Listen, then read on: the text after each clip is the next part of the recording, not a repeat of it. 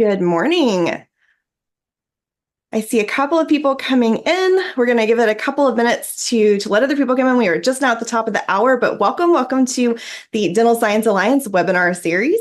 Today, I'm excited. We have Jill Nesbitt with us, and she is going to have some amazing content for you. But while we're letting some other attendees come in, let me turn this over real quick to Dr. Charles Moser. He is one of the co-founders of Dental Science Alliance, and I would always like to start with him giving a quick word about DSA and how it's helping dentists, how we're building this community, and what we're doing with this webinar series. Hey, thanks, Kara and Jill. Thank you so much for being here. Good morning, everyone. Just want to let you know that this webinar is being brought to you by the Dental Science Alliance. We have over 20 coaches in every aspect of dentistry.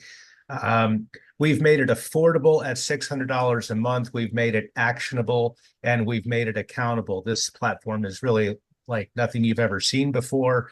Our coaches come to you and give you quick hits and 30-minute coaching conversations. We leave you with action plans, and then we are there to walk side by side with you and hold you accountable to make sure that those plans get together. So you'll have an opportunity throughout the chat to, we would love for you to join us on our Facebook group and our group called The Durable Dentist, and to engage with us on all social media, and then check us out and let us know if you would like to hear more. So back to you, Kara. Thank you. And even more past that, we are hoping to add some value to Dental Science Alliance members and to just understand in general by bringing our coaches to you in these webinars, bringing some additional free information for you and hopefully getting you as successful as you possibly can, as durable as you possibly can. I love the Durable Dentist's title. I think that's fantastic. All right. Well, let me introduce our speaker today. She is one of our fabulous 20 coaches. This is Jill Nesbitt. And if I can get her bio pulled up and I can tell you a little bit about her, that would be super helpful, wouldn't it? Jill Nesbitt is the founder of Optimized Dental Consulting, an independent and product agnostic firm specializing in implementing and optimizing dental software for DSOs and multi-location dental groups. She has helped hundreds of dental practices standardize their practice management software, and her team provides an outsourced solution for successful software adoption, incorporating change management and dental operations best practices. Jill, thank you so much for being here. Well, thank you. I appreciate the invitation to get to speak and talk a little bit about my favorite subjects, technology and dental practices. So yeah, thanks for the invite.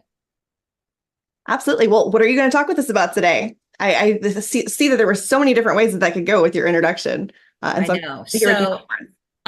I have all that put together. You let me know, Kara, when you want me to share screen and kind of get started walking through it. And then I figure you and I'll kind of share some ideas, and then we'll kind of talk a little bit as we go, because, with your background in HR, I'm sure you will have some opinions and thoughts about what I'm presenting and what some best practices are.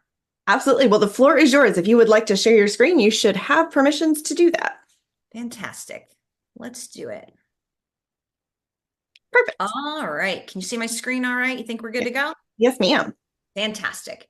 So today I want to talk actually about three major pieces. I want to talk about three different sections of what I think is most valuable on technology today for dental practices. First is discovering what are the opportunities to automate and increase efficiency in your practice. And Kara, I'm sure that relates in your world of HR. Like, we need to leverage our team. We need to save them time. We need to take away tedious, boring, job-hating kinds of work and let the computer systems do that. So we're going to talk about what are the opportunities that exist for that. Next, we're going to look at standardization and reporting accuracy. This is absolutely critical. The first step is how can we automate and save time? The second is how can we get consistent data through standardization? And a lot of that relates to kind of the software setup. I hope that won't be too terrifically boring. However, I will tell you, I'm going to speak generally around, I don't care what software system you use. I simply want you to use it well, and I can give you some tricks of the trade. And then, frankly, if we have time, because I have kind of a lot of content, and in fact, this deck for me, the first 2/3 of this is all brand new content that I've never shared on a webinar before. So I'm very excited about doing that. But the third piece of the puzzle is change management. How will we actually roll this out? To be honest, I don't even know if we'll get to that part, but let's see how we do. So you gave me a very kind introduction, but I thought it might be helpful to actually kind of ask, why am I here? Why am I a coach? How do I fit into this story here? And because I have been involved for 9 years leading practice management software transitions that touch every single person in the dental practice and frankly change every single system, frankly, that can strike fear into the hearts of even the greatest practice leaders. And so I have a lot of experience of how painful that can be and what that can look like. And so I can take that and then say, all right, here is how you do this successfully, whether it's implementing a new practice management solution or it's simply optimizing the one that you have and are paying for already. A couple of things that I think are helpful to know. Only 30% of digital transformations are successful. That means 7 out of 10 fail. And those are terrible, horrible, painful stats. And so if you have tried and failed to implement a major change in your organization with any sort of technology, you are not alone. At the very bottom, I know my slides, the graph is a little smaller. If you want to have a much stronger chance of success, then I'm a big encourager of you to use change management techniques. Charles and I were actually flipping back, already trying to jump ahead. Gotta love the ghosts in the machine today. All right. But on the change management front, if you implement change management principles into the transition plan and the implementation that you have for technology, then frankly, you have a 7 times better chance of achieving your objectives. So we're going to talk, if we get time, we're going to get into that a little bit later. So that's why I'm here and why hopefully I'm good enough to talk about this or want to share some of that with you. So let's jump in. Kind of the first step is, what are the automation opportunities in software today? If you are in any sort of dental practice, and even though I do a lot of work with dental group practices, multi-locations, DSOs, frankly, this kind of automation is available to everyone using dental software. So kind of step one, let's take a look right now. So I'm going to go through several different slides and talk through the different options. What I would encourage you guys to do, take notes about, all right, patient forms. Are you still using paper forms? Are you having your patients fill them out with pen and paper, and then they come back to your team and now you have to scan them and you have a giant scan pile right next to your copier? If this is you, know that there are multiple different solutions available for digital patient forms. And that can be step one, simply that you have a PDF that they can print on their own, still doesn't save your team time from scanning.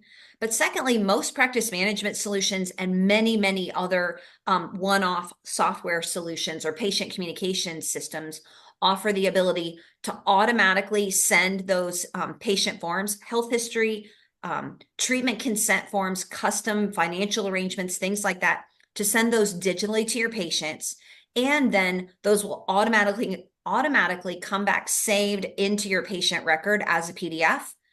And the next level of automation is they're allowed to customize the content, plus then it'll write back and then the system can compare, hey, you have an updated phone number, an updated address. So knowing that that's the spectrum, where do you fall on patient forms? And if you're still using paper forms and you have a giant scan pile in your office, this is low-hanging fruit that you can improve efficiency and automation in your practice right now.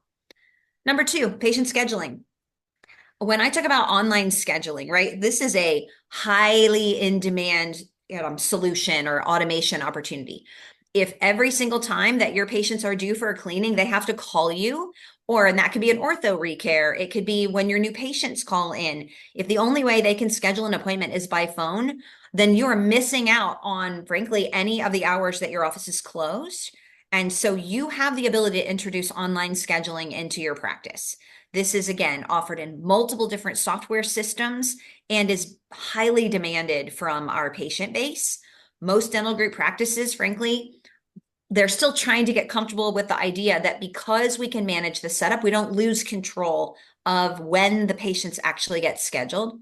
So I think I'll, at this point, sit down and think, if you are not offering online booking to your patients for recare and new patients right now, this is another major opportunity that you can use to save your team time and automate a portion of your practice. Next up for bids, let's talk about insurance. If you are calling every insurance carrier to get an insurance breakdown, this is tedious work that no one loves. So take a minute and look. Almost every practice management solution out there already offers an integrated insurance verification solution. Now, let's be real. It's not going to happen to 100% perfection. If you can learn to manage, and I could kick that over to Kara, if you can manage your team so they follow the 80-20 rule, so that you can let the software do 70-80% on its own, and then you only have to then reach out maybe to portals or call kind of the 20% that we can't get in an automated manner. Again, you have saved your team substantial time. The next step in terms of automation opportunity is insurance plan creation. This is pretty new, friends. Most small groups are not doing this. Frankly, there are only a handful of dental groups in the country that I am seeing that have set up an AI solution that can not only verify insurance, but then create the plan. So you guys know, once we verify insurance, we get all the breakdown, we have the exclusions, all the maximums, all of that information. Then AI can actually create that plan. If you are interested, now I will tell you, AI is not cheap. It costs significant money. And in fact, it costs kind of the way you would think about paying for an employee. It's an annual fee on top of. However, this is an employee that works 24/7 and doesn't make mistakes, or if you find them, then you can correct them through the setup. Again, I just want you to know, I think this is helpful to know whether you even are doing this right now or not, but simply to know this is already happening in our larger groups, and therefore this is coming our way in smaller group practices down the road. Another round of opportunities for automation and efficiency, patient payments. I feel like I've been preaching text to pay for years and years and years at this point. But if you right now are only sending out paper statements in your practice, you have an incredible opportunity to, again, automate and frankly, increase collections. And there is software out there today that either A, as step one, we can send out statements with a QR code. We can send out a text that lets people see exactly how much is due on their bill. And we can not only have them see how much is due, but they can click pay now. So you can, again, decide what level are you comfortable with. But honestly, I'm a huge believer in text to pay, that your patient gets a text and they can click a button to pay you.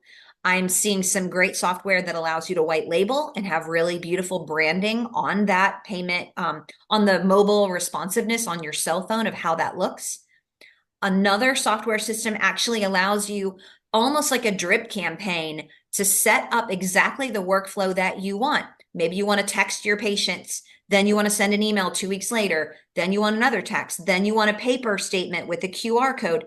It lets you build out that entire workflow. Again, set it and forget it. So now you never have to worry. Did my statements go out? Oh no, did we have time to fold and stuff and pay for the paper and get the envelopes and all of that mess?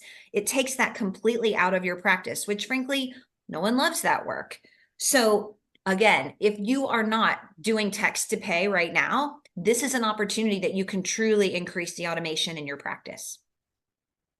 Next up for bid, another automation around payments is insurance payment posting.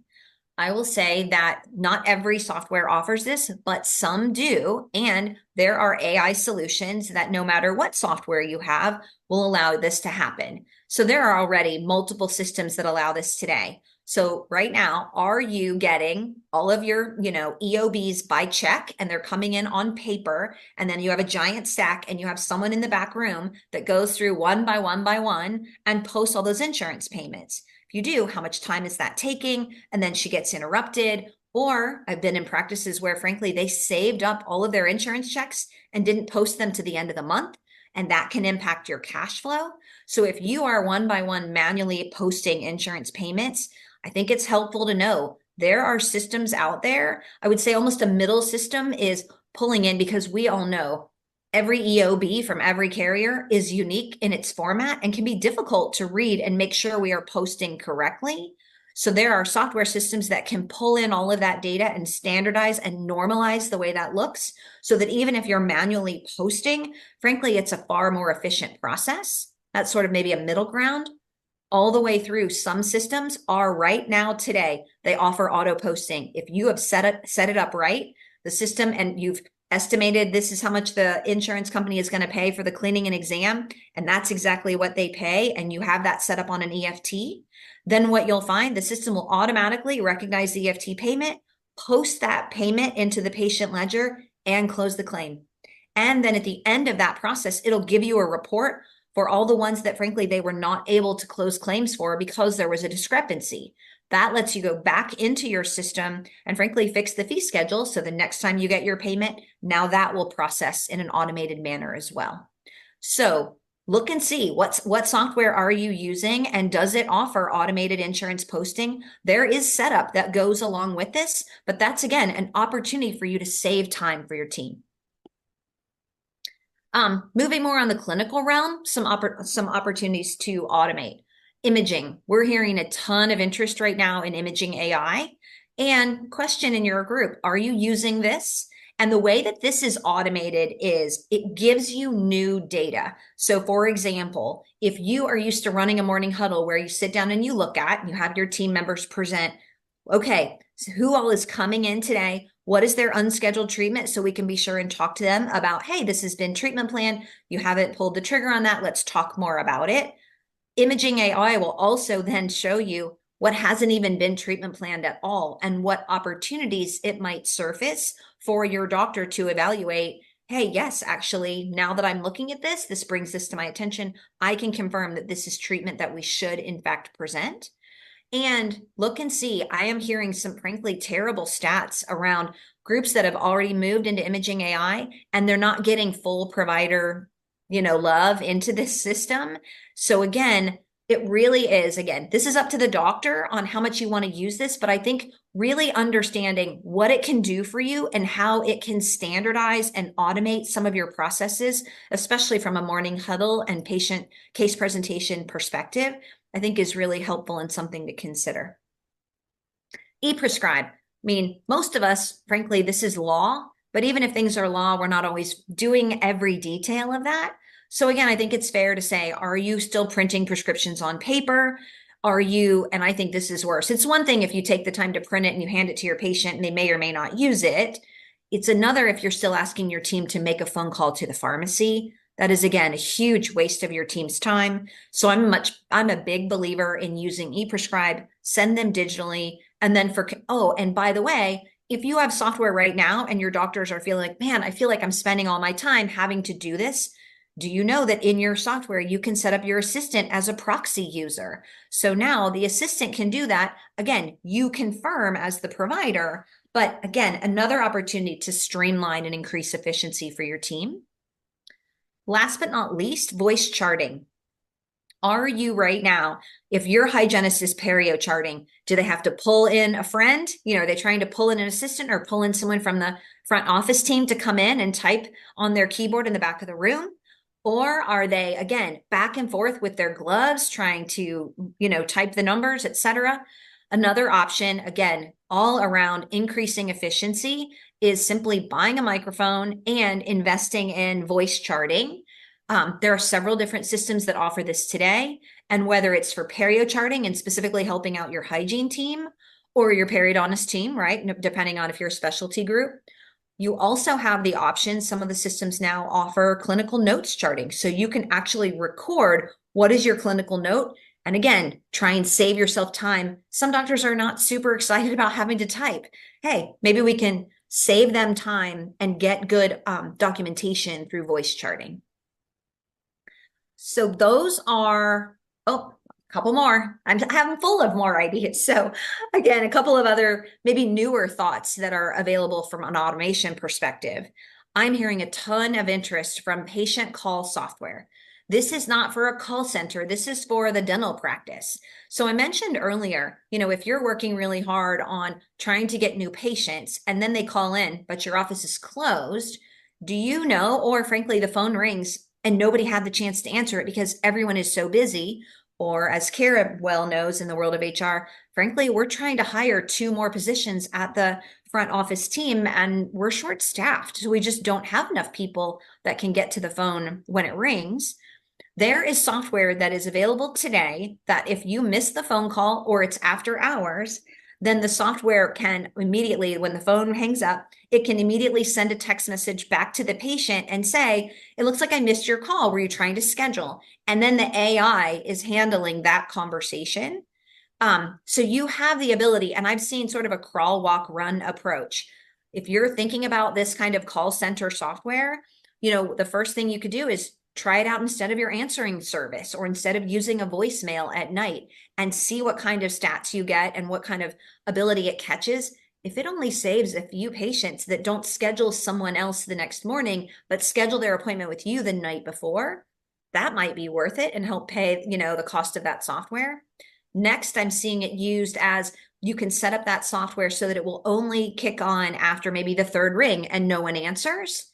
And then I've seen all the way kind of the top level of they recognize the AI is doing such a good job kind of handling that call at the very beginning that they put that at the front of the call. So it's really up to you how you might want to use it. But this, again, from an automation perspective, it also is giving you stats around missed calls. So you might know, when do I need to add more staffing? When are the high points? I mean, we probably feel like we know that lunchtime is busy or end of day is busy or first thing, but wouldn't it be nice to have specific data so that you could make good decisions around how you want to staff and how the system can help you? And then another option, inbound calls. I guess I've sort of covered this with you use an answering service. Does voice AI answer and schedule? So kind of, again, whether the patients are calling in or you're also trying to make sure that you're not missing any of those calls, those are some options, again, that might save you some time. So let me kind of pause there. Charles, what do you think about all these automations from some of the coaching that you've done?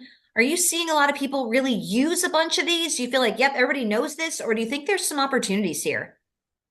Oh, there's tons of opportunity, Jill. I think so. One of the things that I know that I'm not sure if you're going to hit today, but is so many people buy so much software to put on top of their software, to put on top of their software, to put on top of their software, and then they don't even, but they haven't even tried calling their representative to say, hey, does your software already do this thing?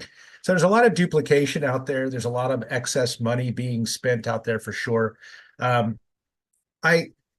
So Jill, help me with this. I mean, because I'm a little bit old school, but yet I know technology is, an important part of our lives. How do we balance or how do we even address the idea of balancing technology with still a human touch? In other words, I do think that people are moving away from, hey, press 1 for this person, press 2 for this person, press 3 to talk to an operator. And we really do, I think, crave to talk to a person, but we also crave to talk to a person that can help us, So I love scheduling online and all those types of things until I don't. Is there a balance there? How do we manage that?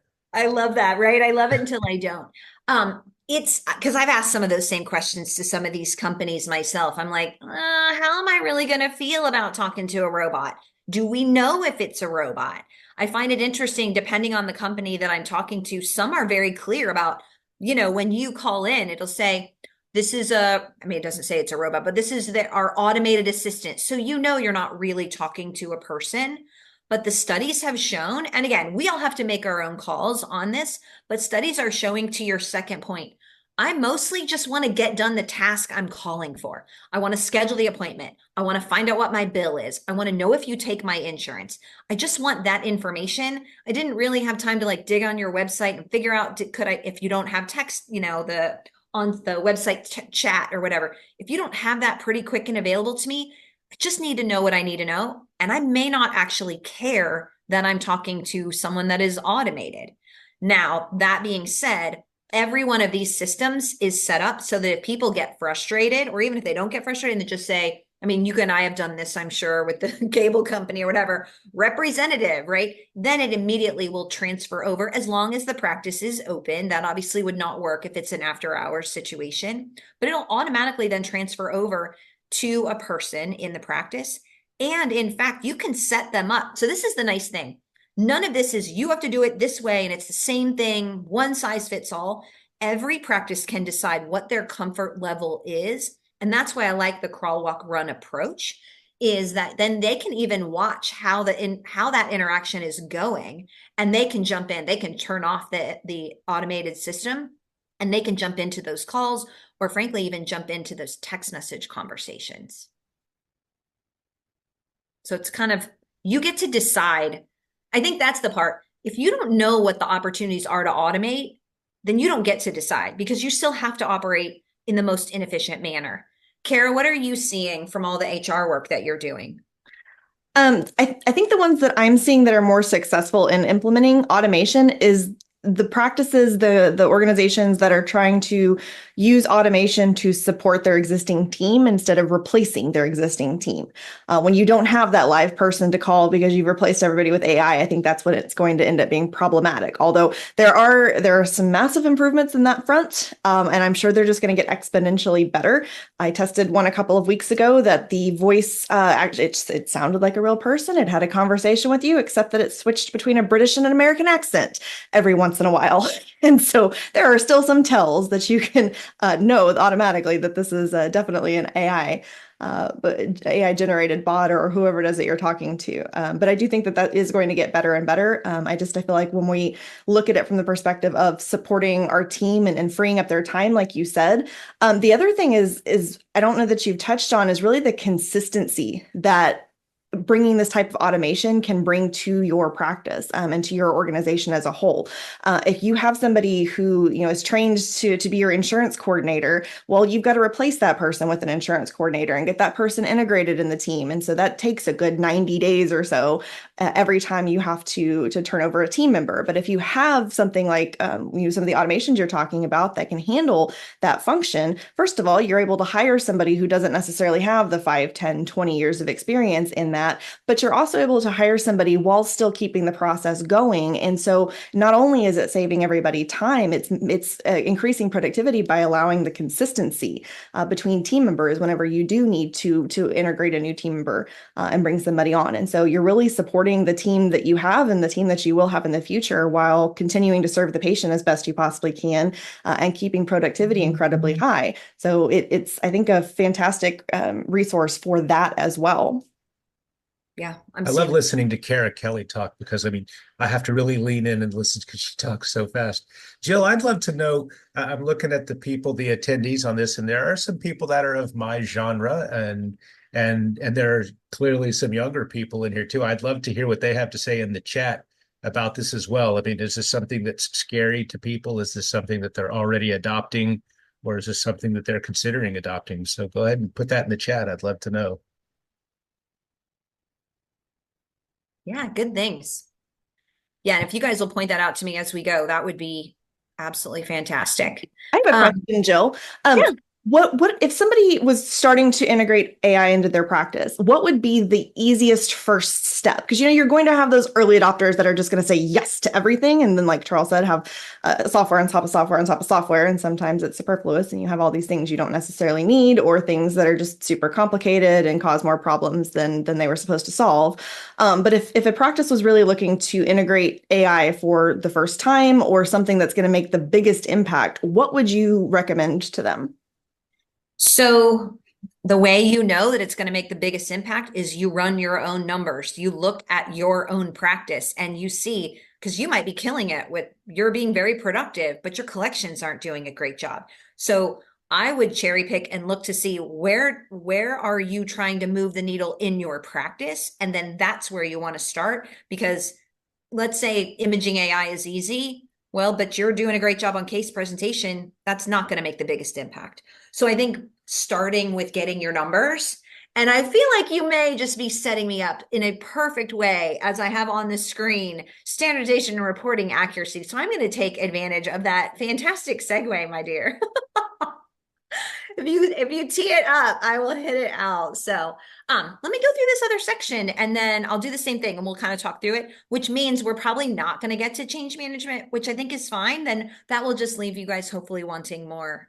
Well, that's okay. We will be more than happy to have you back to talk about change management in another one of these webinars on demand. Sounds fantastic.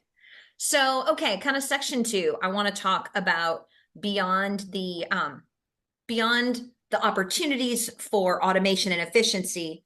Now, I don't care what software you use. These are what I would consider best practices to standardize, make it secure, just really get consistent quality data out of your practice management software.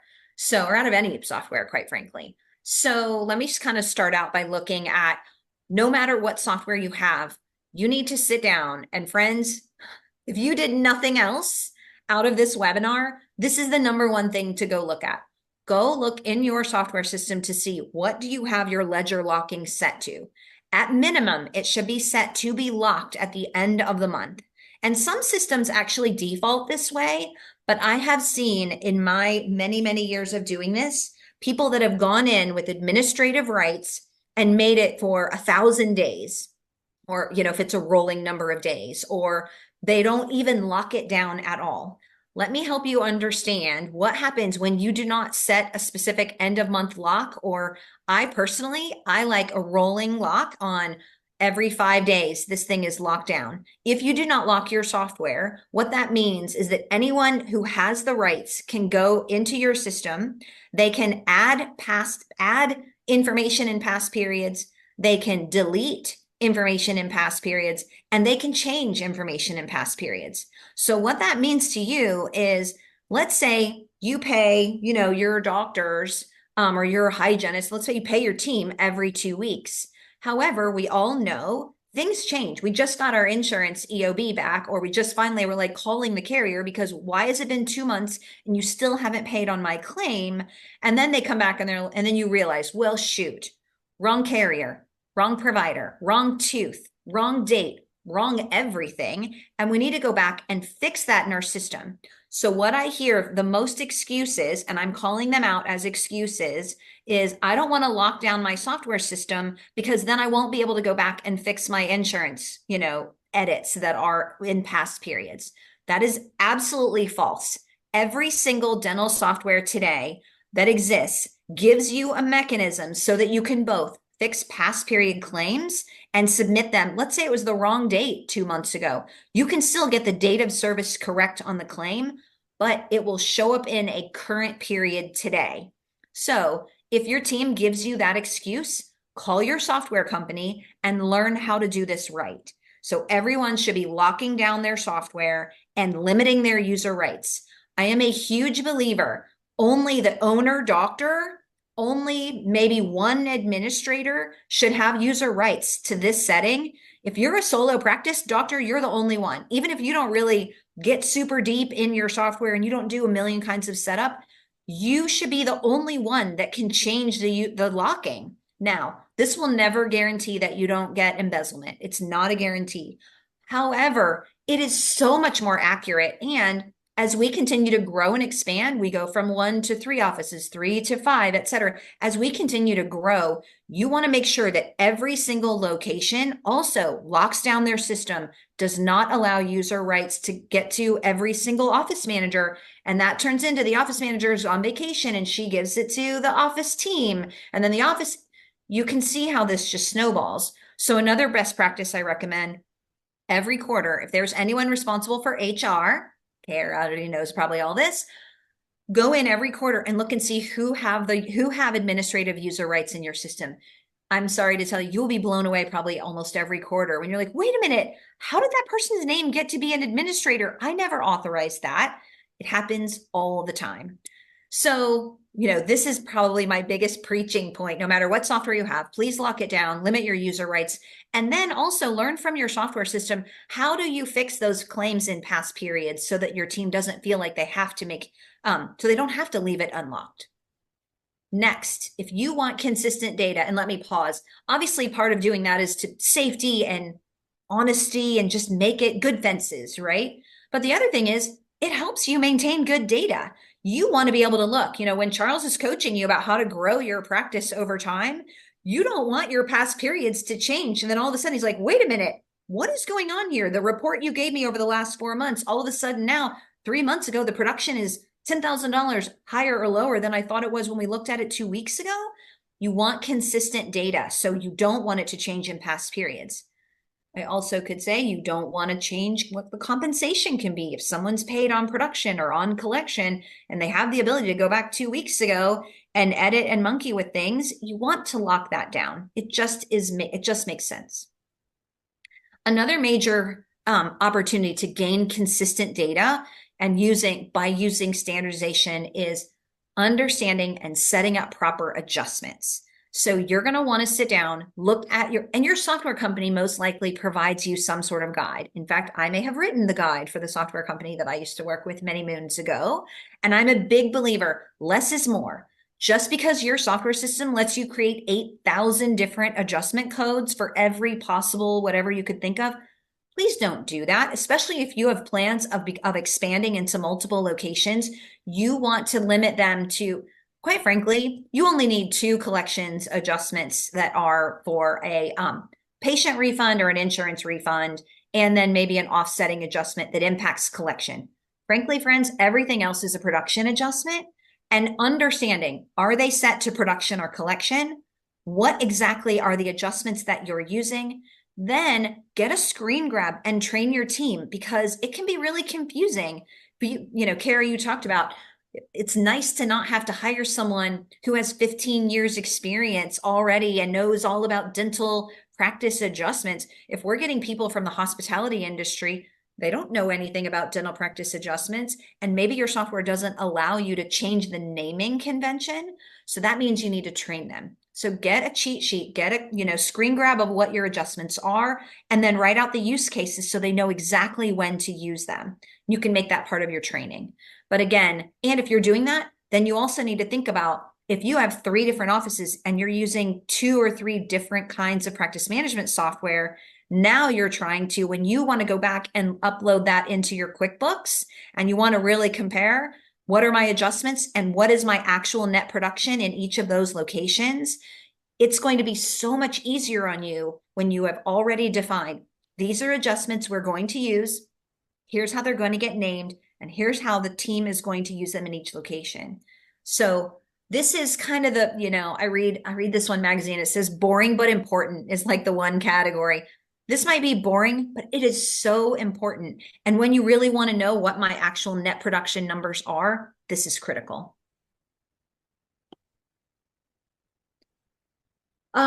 Speaking of critical, I see a lot of groups that, let's say it's 3-4 locations, and they have decided, we don't want to force anyone to standardize their practice management solution because we know how painful that can be.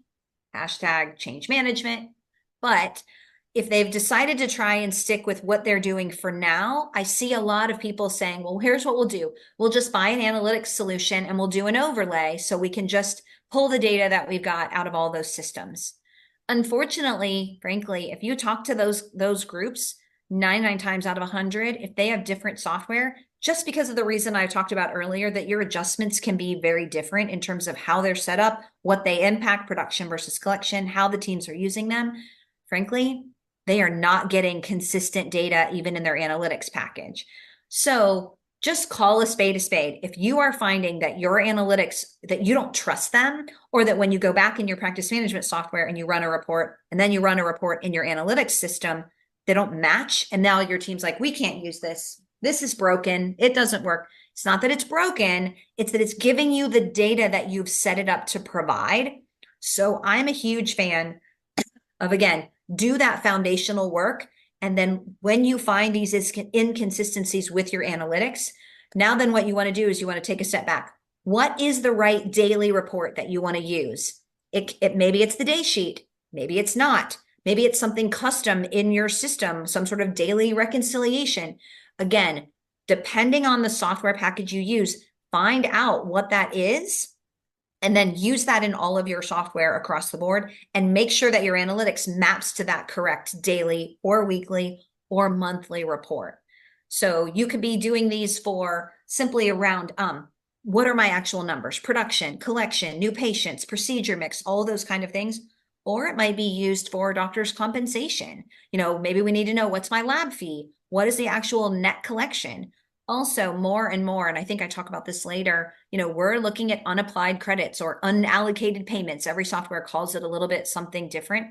every new software today, there are still a couple kind of oldies but goodies that have the majority of the market that do not allow you to sort of collect a prepay and put it in a parking place. In fact, let me say that better. There's really only one or two that I know of that force you to, when you collect a prepay, you have to put that towards a provider. But beyond those couple, every other current, and frankly, I think all of the cloud-based systems today, it can allow you to put that into a parking place so that you are not paying a doctor until both the money is collected and the treatment is provided. And that really then forces you, now you need a good workflow to make sure you are applying, or you understand how your system automatically applies that so that your doctor's compensation is accurate. Another, just again, this is basic, but if you want good data and to make good business decisions, this is a challenge for all of us. And this is cleaning up our fee schedules and making sure we are setting in our software which are the carriers that we are in network with. So I am seeing, software can do a lot of great things, but it doesn't manage your fee schedules for you. You still have to be the one to go out and ask for the most current fee schedule for each carrier. And those update, maybe they don't change very much, but those update generally every year. In fact, we're getting into Q4. So it's about time to put in your, list of things to do that you're going to go make sure that you get the newest ones for 2025. And then don't just get them and put them in a binder, but someone needs to go in your practice management software and update those fee schedules so that you know. Or maybe they're going to be changed in terms of, okay, we used to pay 70% for this procedure code. Now we're only going to pay 50%. So having someone on your team that is responsible to get the updated fee schedules, to update them in your software, to update the percentages and the breakdowns so that we are getting accurate insurance estimates is absolutely critical. But frankly, again, this sort of goes along the boring but important topic. This is one of those things that just gets skipped, but then people all of a sudden look around and wonder, why can't we seem to collect any money? It's because your team knows they can't trust the insurance estimate coming out of their dental software. The second part of that is I see a lot of groups that have not properly set up which of the carriers are in network. And frankly, it's getting worse. Charles, I know you have some coaches that work with insurance. Frankly, it is becoming like I'm a good partner to those folks. And here's why. It's one thing to negotiate your insurance, drop a carrier, make some decisions. Wait, I want to work with a workbook plan because I'll make a better, I'll get a higher reimbursement. The thing is, you can do all those things. And if you deal with, a Carrington, for example, and they have 25 different other carriers that if you join that, you magically, poof, you just joined 25 other carriers. I'll bet your team doesn't even know it. If your team doesn't know it, did anyone actually set the system up for it?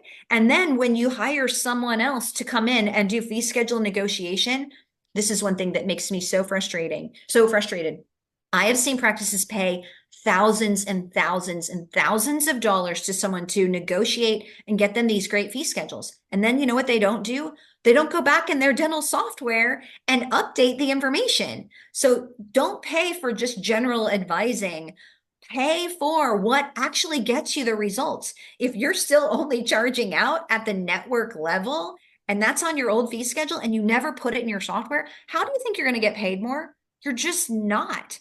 So really understanding, and that's, I think, one of the things, my company only does software implementation and optimization because this is, I feel like, where the rubber meets the road.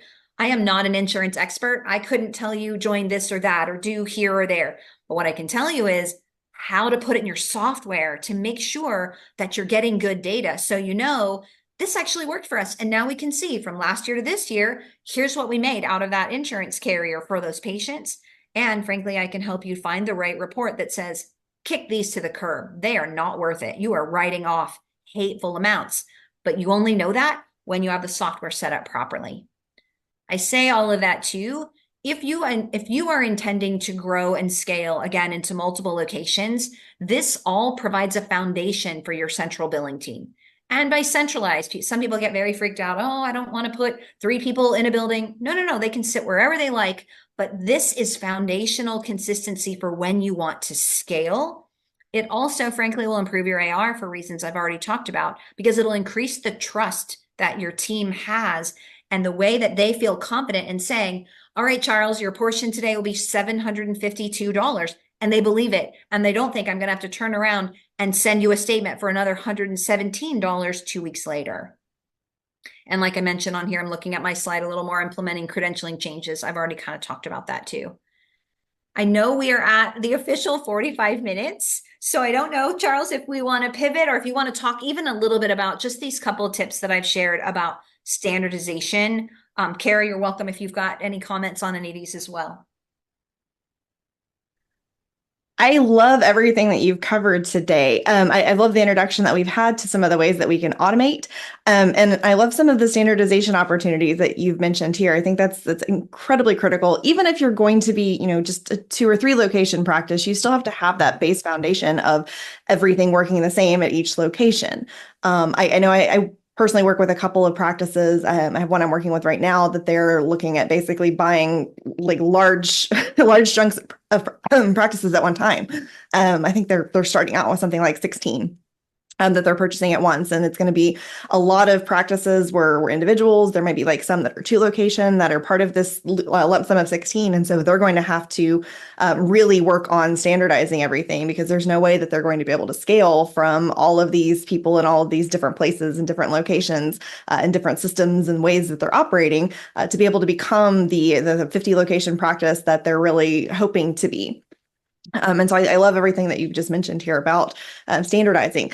For DSA clients, for people who are working with you as their coach with DSA or one of their coaches with DSA, is this something that you're helping them do, or how are you integrating everything that you just told us in your coaching with DSA clients?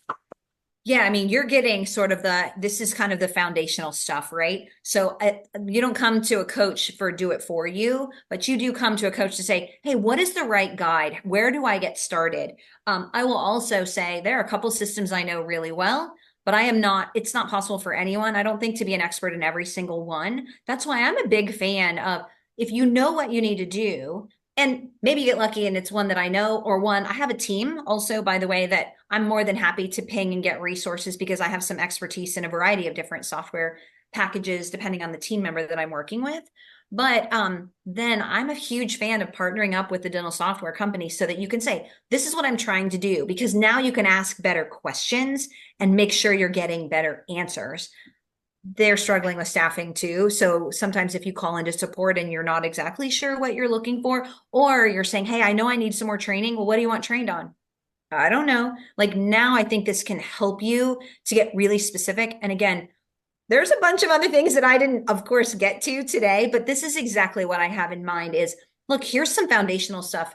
That way, if we start out at the basics, it's kind of a combination of what should you standardize and make sure is locked down from security and getting good data and all of that. Because if I can help you get good data, now when you go to, frankly, any of the coaches that want to help you grow or manage your finances or get, creative with insurance, any of those things, you feel confident in the data that you're starting with. And then when you are working with someone, Karen, someone's like, oh my gosh, I just can't hire enough team. Maybe you can, say, well, maybe we can use some efficiency. We could use some efficiency. Where can we automate and save some time? So I think those are the 2 pieces that I think are really most valuable to the practices. And then again, of course, the third piece that I know Charles really enjoys too, which is, how do I even start that? How do I introduce this concept? I don't think my team's going to want, and as soon as I say, truly, guys, I know when I send you out of here and say, you need to lock down your system and you need to restrict user rights right away, everyone that had those administrative rights and could go back 3 months and change all the information in those past claims, they're going to come to you right away, pretty hot and bothered. Why don't I have this? Don't you trust me? What's going on? And so understanding, why are we doing this? Why is it in their best interest? We would never want someone to think that they were changing anything in past periods. What kind of opportunity do we have to actually grow when we're, all those pieces. So I think those are probably the 3 kind of parts that I could be most helpful with. Awesome. Well, I can also share, sadly, a not so pleasant story about not having your systems locked down. And we uncovered with one of my clients probably about $60,000 to $75,000 of embezzlement because they didn't have their system locked down. And look, we all love to trust people. There's no doubt about it. We all think that that's a very important part of working in the environment we're working in. But to your point, not only is it trust but verify, it is in their best interest to not allow them to be able to put their hand in your purse. I mean, it's just better off for everybody. Mhm. And so, yeah, lock it down. Lock it down. I appreciate you saying that. I'm not an embezzlement expert either, but I know that there's things you can do to reduce the chance that that happens, right? And if we can, I mean, even the major, since I've had the opportunity to work with some really nice large soft and work, whether it's through my business or in past lives with software companies, I've got to talk to the global security director, and they tell me like there's never a guarantee, when Chase Bank and Wells Fargo and all these people, we're going to get hacked one way or another because it's around people, but let's give ourselves a fighting chance. Hey, I have a quick question for you and so I'm going to hold you to one that you only get one answer. In that same vein of duplicating what softwares do, duplicating those types of services. What is the number one thing that you see where people buy something and put it on top of their software that their software already does? What's the number one thing? Easy math. It's texting. Every single software, your practice management software, I'll bet you money it already offers texting. Then you're going to buy a patient communications that offers texting. Then you're like, well, we need VoIP phones and we're going to do this call center thing that offers texting. I easily see 3 or 4 texting opportunities and I'm like, whoa. And if it's multi-location, you and I both know they use one software here, they text, somewhere else they're texting out of this. I'm like, we got to get some sort of agreement on what is the system we're going to use for texting, because then we have, all right, we send statements out of here and they're texting that. Did anyone even check? Like texting. I love texting. Our patient, that has been one of the best things, best features in software, but now everybody does it. And I think I gave you the best opportunity for a new business too, because there's this app that you have on your phone called Rocket Money, Yeah. which will go in and find out how many subscriptions you're paying for and not using. We need to design that for practice management software, that we can create an app that'll go and it'll scrub through your software and find what you're paying for that you're not using. I just had this conversation with actually one of the practice management software representatives that I'm connected with, and how we used to have companies that would do one thing, whether it was analytics, we had companies that would do phones, we had companies that were practice management software, and then they all started doing all of the other things. And now it's like the phone company is also a practice management and review and like all the and analytics, and is adding some other AI into it. And it's like now they're all basically doing the same thing. And so, yeah, I can easily see how give it like 2 years with whatever software you had originally, and now they're all basically duplicated software, and you have to kind of figure out which one you're actually using. Exactly. It happens. You're 100% right. The trick is what I see, they're still using one piece of it. So they feel like we can't get rid of it because even though it offers texting and so does this, I want custom forms and my software doesn't let me customize them. It's kind of a combination of don't do multiple things in different packages, but also be very clear. What are you using for each function in what software? And that's your tech stack. And that's one of the things that I end up doing with groups is kind of talking through, help me understand what all are you doing now? And let me help you discover what you're also already doing, depending on the location. I'll give it 6 months, and that custom form will be on the practice management software too, or probably 3, given the speed that we are transforming our software nowadays. For sure. So the one thing, you guys, I was going to explain one thing, Charles, and then I promise I'll stop. I did put on here, because we did not get a chance to get to the change management section, this QR code. I have a free change management template if anybody wants that. And I've given that presentation. Kara, I would love the opportunity again. Maybe Charles, this would like, I have a handful of slides on this. Maybe you and I do one of those together. But if there was some interest in that, I just thought I would offer that since I did not get through all of the content. Absolutely. I know we want to have an opportunity for each of our coaches to kind of share what their main area of expertise is, but I would also love to have some of our coaches kind of combine and join together and do like a DSA mashup of different coaches with different perspectives on one topic and just kind of have a fireside chat between the two. And so I'd love for the two of y'all to have that conversation. Stay tuned. Be great. Well, we have about 5 minutes to the top of the hour. I don't see that we have any questions in the chat. Charles, would you like to wrap us up? Yeah, I just want to say again, thank you, Jill Nesbitt, so much for joining us for this hour and giving of your time. We do have another webinar coming up, which will be operations with Hayden James. That is, Kara, do you know the date on that? Date and time? November 14th was just dropped in the chat, so I'm going to say Okay. one. Yeah, November 14th. We're doing an evening one that looks like it's 7 p.m. And so we would love to have everybody there. Operations, obviously, a big topic that everybody, you can never know enough about it. Jill Nesbitt, thank you so much. Kara Kelly, thank you for being such a great MC of our webinar series. And we just appreciate everybody coming in and taking the time out of their busy day to join us. Well, thanks for having me. This was fun. I really appreciate the opportunity to share some good tips, and I hope this is helpful for anyone that gets the opportunity to watch this.